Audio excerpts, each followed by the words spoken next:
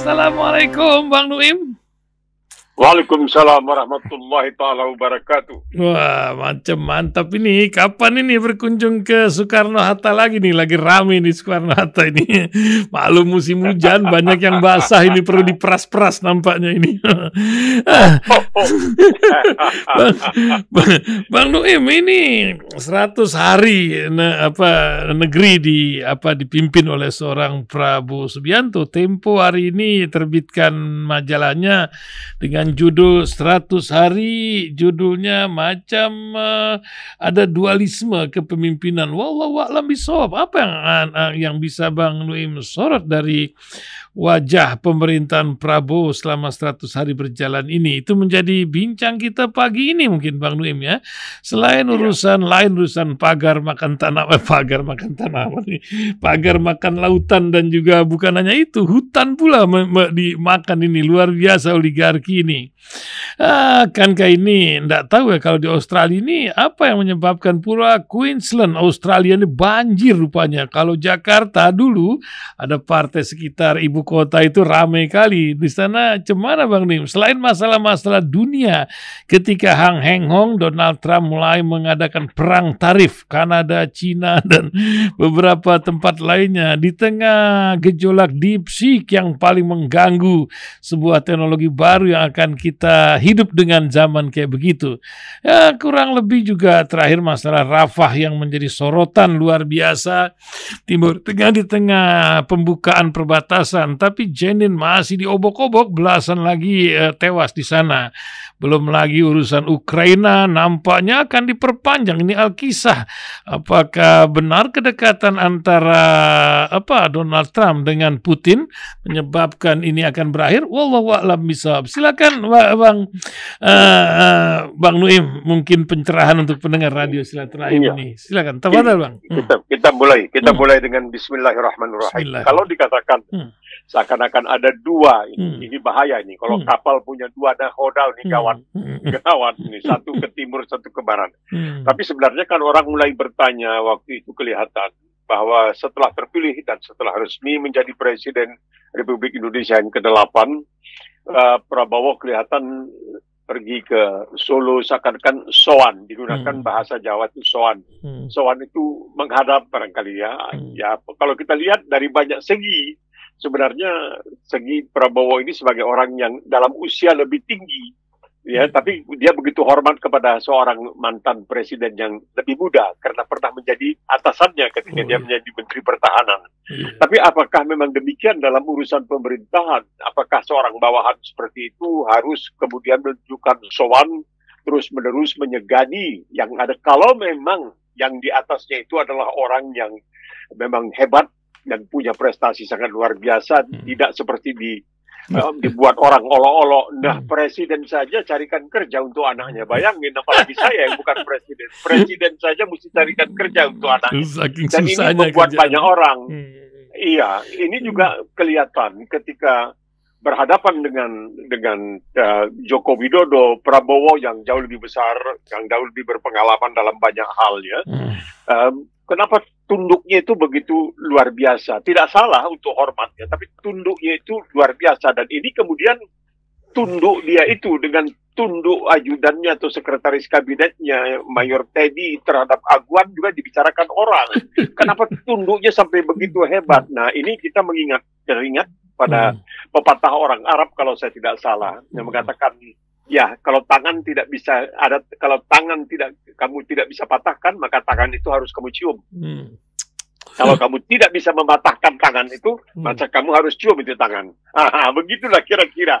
Jadi dalam hal ini terserah tentunya kepada kita semua untuk menilai apakah itu hanya merupakan suatu basa-basi oleh Prabowo menunjukkan bahwa dia hormat seorang presiden yang baru saja purna tugas dan lain sebagainya, ataukah memang dia masih merasa ya barangkali berutang budi, atau bagaimana? Ataukah dia punya kekhawatiran bahwa barangkali Joko Widodo punya sesuatu yang kalau diungkapkan bisa barangkali ya mencemarkan kedudukannya dan lain sebagainya. Ini yang barangkali harus kita tunggu. Tapi ucapan-ucapan Prabowo sendiri menunjukkan, tapi di belakang Jokowi ya, ketika berhadapan dengan di belakang Jokowi memang hebat, seakan-akan dia bertolak belakang dengan Jokowi. Tetapi ketika berjumpa itu seakan-akan menunjukkan rasa hormat yang dalam tanda kutip berlebihan oleh seorang presiden yang sudah ditasbihkan, yang sudah dipastikan diresmikan sebagai presiden.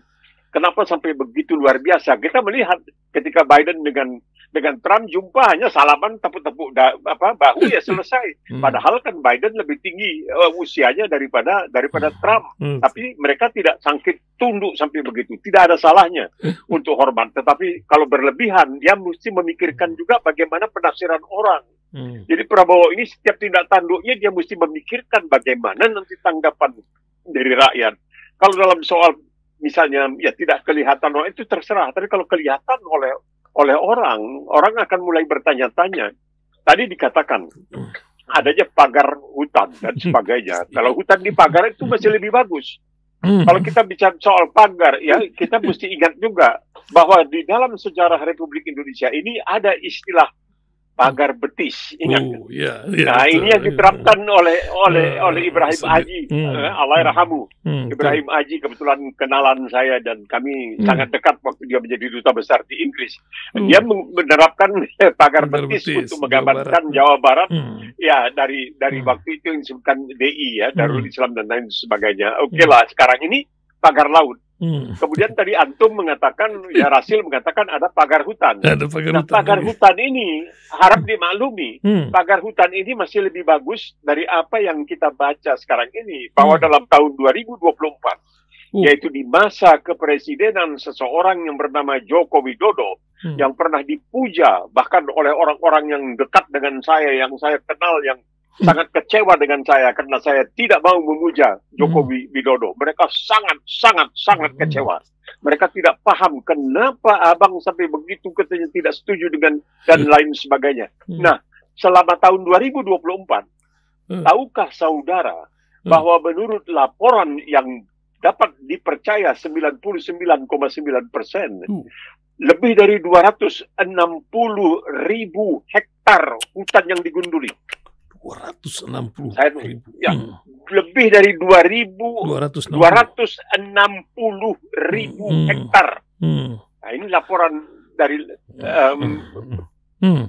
orang-orang yang mengetahui tentang persoalan hutan. Saya pernah bertanya kepada seorang ahli dari Universitas Gadjah Mada. Saya katakan, Pak, kalau hutan ditebang, kemudian ditanam kelapa sawit, kan enggak, Pak, Bung, katanya, jangan salah, kelapa sawit dengan hutan itu, kayu hutan itu beda katanya. Nanti alam lingkungan yang terdampak itu beda karena ada pandangan oleh orang yang mengetahui tentang hal ini bahwa kelapa sawit itu, katanya pohonnya itu mengeluarkan kehangatan. Jadi kalau kita berada di bawah pohon kelapa sawit, kita akan merasa lebih hangat daripada kalau kita misalnya berada di bawah pohon di hutan, pohon lain di hutan. Jadi tidak bisa disamakan, walaupun pohon tapi tidak sama. Jadi semua ini juga menunjukkan bahwa sebenarnya tidaklah bagus-bagus sekali yang dilakukan oleh Joko Widodo ketika dia berkuasa sebagai presiden selama 10 tahun. Nah, tadi dikatakan ada suatu penjajakan tentang citra Prabowo yang katanya di 80,9, hampir 81% kepuasan dari rakyat. Ya, rakyat kita tahulah. Itu rakyat itu kita mengetahui hari ini hidup Bung Karno berdiri tanpa reserve. Dulu istilahnya begitu. Berdiri tanpa reserve. Kemudian sekarang berdiri tegak lurus. Kalau dulu tidak. Berdiri tanpa reserve di belakang Bung Karno. Besoknya Bung Karno dihujat habis-habisan. Sama. Jadi orang itu juga ya. Ini jangan terlalu dibawa ke hati lah.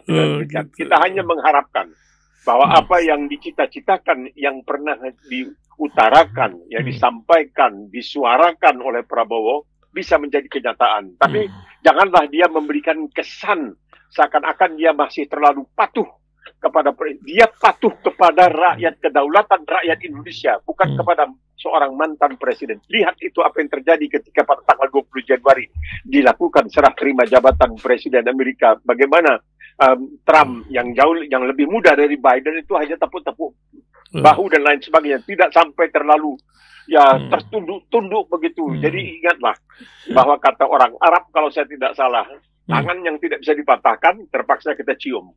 Itu dia. Ya luar biasa, Bang Nuim. Nah, tadi itu udah teringat kita masalah Trump ini. Nampaknya ada cara perang lain yang dilakukan Trump ini. Langsung dia gas terhadap beberapa negara dengan perang tarif. Kanada, jiran yang menjadi biang pertama, yang bahkan Cina tidak terlalu besar yang dilakukan, dan juga di bagian negara Amerika Latin. Apa yang Bang Nuim lihat langkah catur Donald Trump satu ini? Ini langkah kuda ini istilahnya. Kalau main catur ini langkah kuda. Nah, sebenarnya Trump ini sudah beberapa kali mengatakan seharusnya Kanada itu jadi negara bagian ke-51. Itu dia. Harusnya jadi negara bagian ke-51 ya. Karena apalagi kan Perdana Menterinya memang sudah dia akan mengundurkan diri ya. Ayahnya dulu adalah juga Perdana Menteri Kanada, dan rupanya mereka Trump tidak suka karena katanya banyak terjadi penyeludupan migran, pendatang gelap dari Kanada. Mereka pergi ke Kanada karena lebih mudah mendapatkan visa untuk masuk ke Kanada, dari Kanada menyeberang masuk ke Amerika Serikat. Dan ada hal-hal lain yang dianggap oleh Trump ini sangat katanya membahayakan Amerika Serikat. Dengan Meksiko dia mengatakan, ya ini masuknya katanya narkoba dan juga masuknya pendatang-pendatang Arab istilahnya. Ya mereka yang kalau dulu yang ke Australia itu disebut manusia perahu karena dibawa dengan perahu-perahu reot biasanya dari Pulau Roti, dari beberapa bagian di Indonesia. Nah, ini yang dilakukan oleh Trump. Tapi Trump ini juga orang yang paling lihai dan paling mudah itu menimpakan segalanya kepada orang lain. Misalnya, sekarang harga telur di Amerika itu rupanya naiknya luar biasa. Dari dahulu satu lusin kira-kira $1 sekian, sekarang mencapai ada kalanya sampai $7 misalnya. Karena apa? Karena banyak ayam yang dibinasakan disebabkan oleh flu unggas. Jadi flu ayam atau flu unggas. Jadi rupanya semasa zaman Presiden Biden itu ada 100 juta ekor ayam katanya yang terpaksa harus dimusnahkan karena bahaya dari flu unggas ini kalau sampai dihidapi oleh manusia dan lain sebagainya. Dan ini membuat Trump paling tidak juru bicara Trump mengatakan ini semua gara-gara Biden dan sebagainya dan sebagainya. Dan kita juga tahu bahwa ketika pesawat jatuh itu Trump mengatakan, ini kesalahan Obama ini salahnya Obama. Karena dulu zaman Obama katanya mereka mempekerjakan orang-orang yang tidak becus, yang tidak memenuhi syarat untuk menjadi pengawas lalu lintas udara dan lain sebagainya. Jadi Trump ini sangat pintar. Padahal di zaman dia pun pernah terjadi pembinasaan besar-besaran terhadap unggas, terhadap ayam, tapi dia tidak pernah. Karena kalau saya membaca sebuah buku yang ditulis oleh keponakan Trump yang merupakan punya S3 dalam bidang psikologi ilmu jiwa. Di dalam buku itu dia menceritakan Trump ini orang yang sudah punya kebanyakan tapi masih belum cukup. Sudah kebanyakan tapi masih belum cukup. Nah, dia ini dari kecil oleh orang tuanya, oleh ayahnya dilarang untuk mengakui kesalahan. Bahwa dia seakan-akan maksum, tidak bisa berbuat kesalahan. Sedemikian rupa sehingga abangnya, jadi saudara lelakinya yang lebih tua bernama Fred, kalau saya tidak salah, itu tidak mau bekerja dengan ayahnya karena dia tidak suka dengan ayahnya, yaitu ayahnya itu adalah seorang pengembang yang tidak mengenal moralitas katanya. Kalau dia mau mengembang sesuatu dengan cogok sana sini, jadi dia tidak mau. Maka dia menjadi pilot penerbang pesawat. Waktu itu ada Transworld Airlines (TWA) yang terkenal, itu pesawat internasional. Itu dia suka dicemooh oleh ayahnya. Dia itu abang dari Trump, dia lebih tua dari Trump. Dia dicemooh oleh ayahnya. Kau itu hanya sama saja dengan supir truk. Kamu menjadi pilot itu sama saja. Sampai dia begitu merasa terpukul dan dia mulai minum, dia merokok dan akhirnya meninggal dalam usia yang relatif muda. Nah, Trump ini tidak boleh mengakui kesalahan. Jadi ini seperti dahulu, karena memang orang tuanya ini punya darah Jerman kalau saya tidak salah. Karena dahulu di Jerman, itu kalau anak-anak pangeran itu tidak boleh dihukum kalau bikin kesalahan. Yang dihukum adalah orang biasa, orang kebanyakan istilahnya yang sebaya dengan anak itu. Yang dihukum bukan si anak, tapi orang lain. Ya itu sistemnya begitu. Itu yang kita tidak bisa dalam Islam. ya itu tidak bisa mengalihkan dosa kepada orang lain itu tidak bisa diterima dalam Islam. Islam itu mengatakan kamu melakukan, kamu yang bertanggung jawab. Nah, ini yang terjadi sekarang di Amerika. Apa yang dilakukan oleh Trump mengatakan tarif adalah perkataan yang paling indah di dalam kamus bahasa Inggris katanya. Itu yang paling indah. Dan memang kepada Tiongkok hanya 10%. Dia harus hati-hati kan. Betul. Karena dia lihat Tiongkok ini juga negara yang cukup hebat. Tapi Kanada yang kecil yang dia ingin jadikan negara bagian ke-51 dan Meksiko yang hidupnya memang suka Senin Kemis, ya bisa ya. Dahulu pernah ada yang mengatakan, kenapa? Karena Amerika itu begitu sayang kepada Israel, kenapa Israel tidak menjadi negara bagian ke-51 Amerika Serikat? Betul. Israel bilang, untuk apa? Untuk apa? Kalau kami menjadi negara bagian ke-51, kami harus patuh kepada pemerintah federal. Sekarang pemerintah federal Amerika patuh kepada kami. Untuk apa? Jadi kita negara bagian ke-51. Nah, itu jawaban Israel. Ya, luar biasa. Saya juga melihat ini karakter dari ChatGPT yang berlawan dengan DeepSeek. Kalau kita dengar itu memang kalau ChatGPT ngeles mulu, nggak pernah mau kalah. Kalau DeepSeek ini kalau nggak tahu, ya saya belum tahu katanya.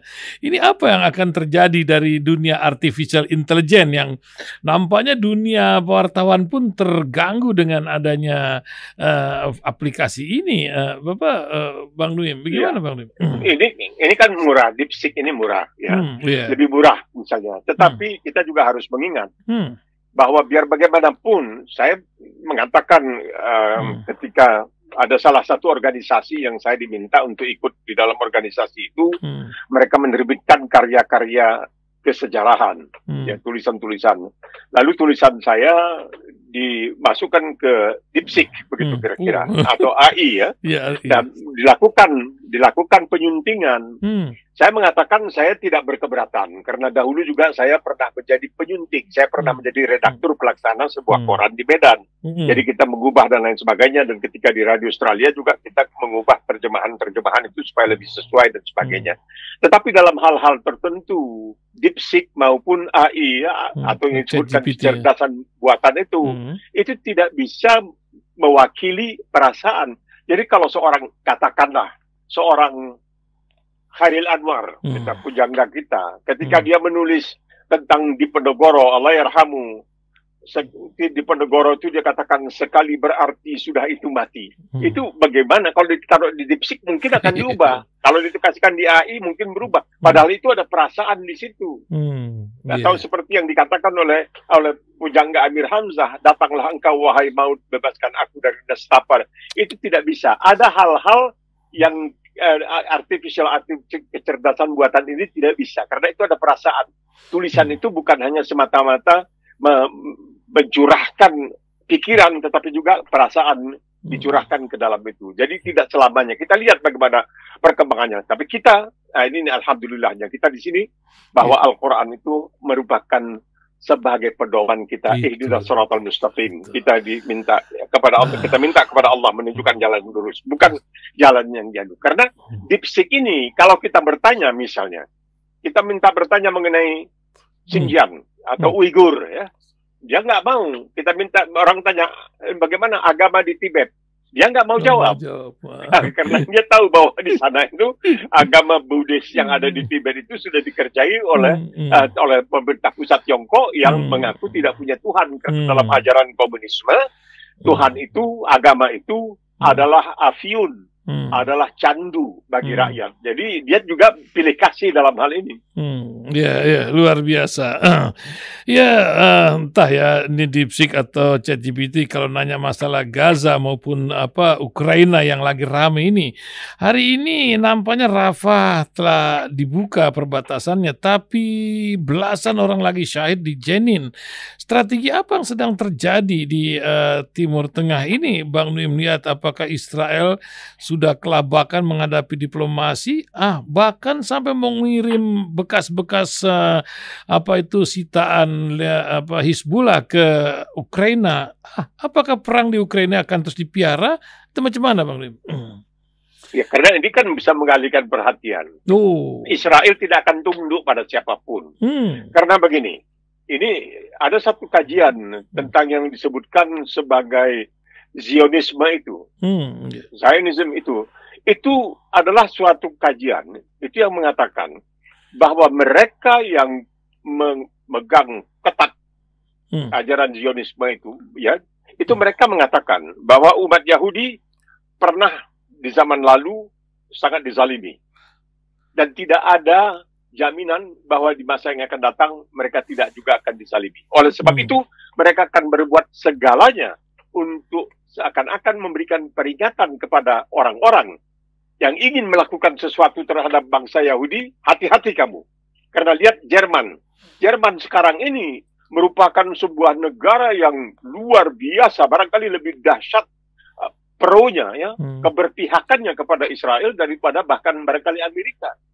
Sangat luar biasa Jerman, karena Jerman sudah merasa sangat bersalah ketika terjadi Holocaust dalam Perang Dunia Kedua, yang dikatakan bahwa lebih dari 5 juta orang Yahudi dibantai. Meskipun ada sejarawan dari Inggris misalnya yang mengatakan mungkin itu tidak 100% benar dan lain sebagainya. Nah, orang-orang di Eropa yang berani menyaksikan dan menyuarakan kesangsiannya tentang Holocaust ini ditangkap dan bisa dihukum, seperti sejarawan Inggris yang Irvine namanya, dihukum 2 tahun karena dia mengatakan mungkin tidak seperti yang selama ini disebarluaskan tentang kekejaman terhadap umat Yahudi dalam Perang Dunia Kedua.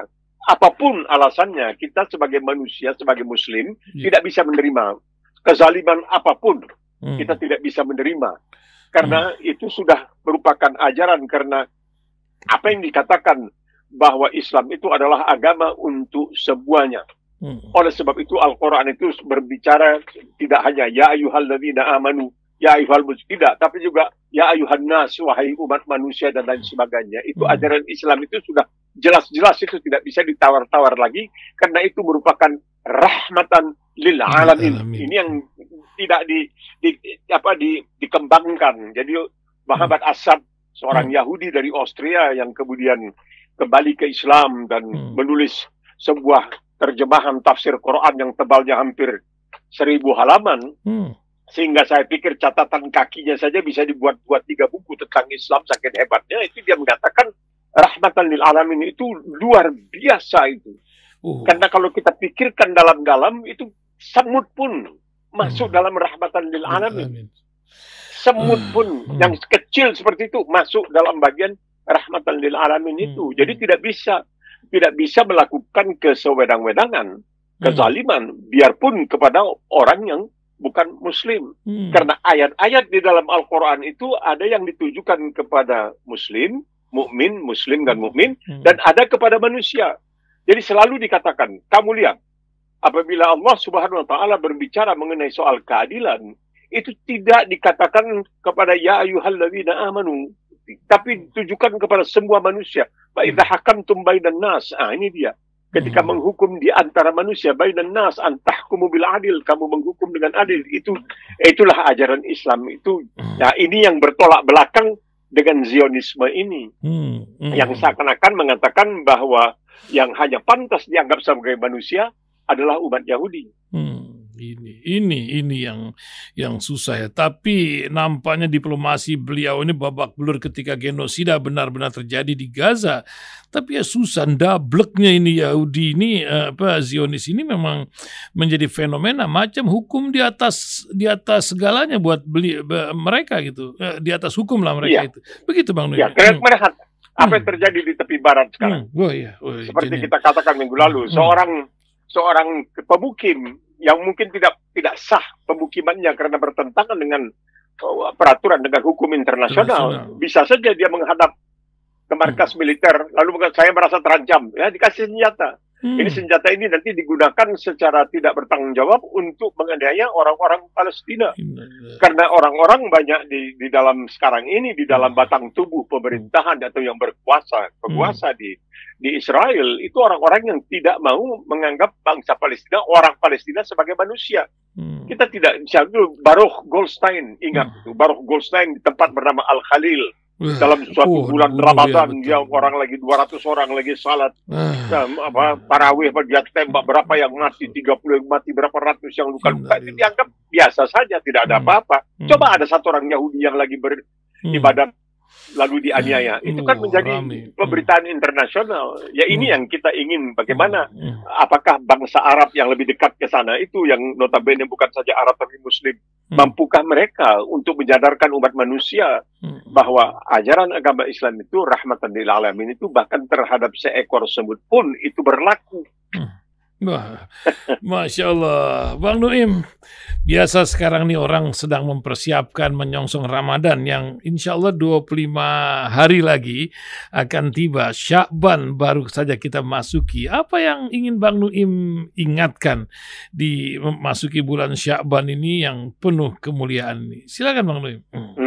Banyak yang mengatakan ya nisfu di Indonesia ada suatu kebiasaan tradisi nisfu Sya'ban ya, pertengahan Sya'ban. Karena dikatakan bahwa sebenarnya Rasulullah SAW itu paling banyak puasa sunnahnya itu di bulan Sya'ban. Ini menurut Aisyah juga begitu radhiyallahu anha, mengatakan kebanyakan puasa itu di bulan Sya'ban. Karena memang khasiat kesehatan terhadap puasa itu sudah sangat luar biasa. Sehingga oleh Barat dipoles sedemikian rupa menjadi 5-2. Puasa 2 hari, makan bebas 5 hari. Tapi puasanya bukan puasa seperti kita menahan segala-galanya. Mereka hanya puasa 5 hari itu, puasa 2 hari, makan 5 hari itu ya. Kalau dalam 2 hari itu nanti minum teh atau kopi, jangan pakai gula, jangan pakai susu. Pokoknya makan roti, jangan pakai mentega dan lain sebagainya.